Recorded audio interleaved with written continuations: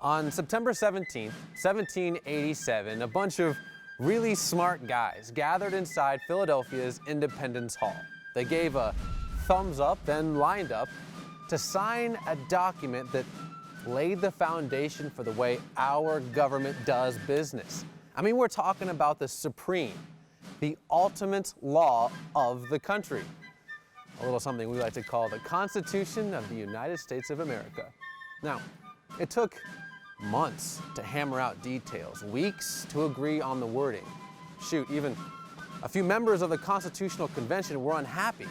And yet, because they all recognized the need to create guidelines for an operational government, they found ways to compromise. After all, no rules meant no direction.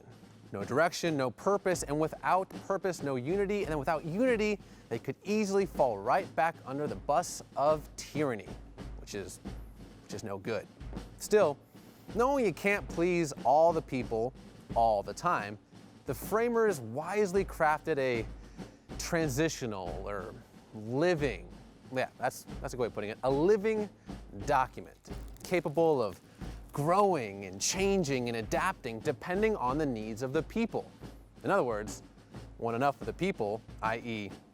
us, agree the Constitution can be revised, it can be revised. Those forefathers, always thinking ahead, anticipating our every need before they even had a chance to know us. That is awesome. Oh yeah, and to make sure that one guy couldn't just take over the whole country, the new government was divided into 3 branches, but you already know this, right? The legislative, the executive, and the judicial. Anyway, as I said, the framers split things up because they knew only too well what can happen under the rule of an unchecked whim of a singular king. By the time all the T's were crossed and the last I's were dotted, even the big guy, good old George Washington, was happy and declared, quote, "The Constitution is a guide, which I never will abandon."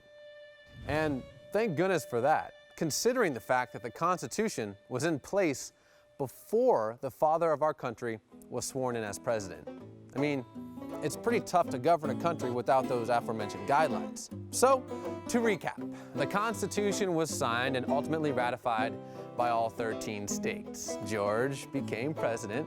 America grew and grew and grew and grew, and boom, a mere 217 years later, in 2004, Congress figured out that beautiful piece of paper was special enough to deserve its own day.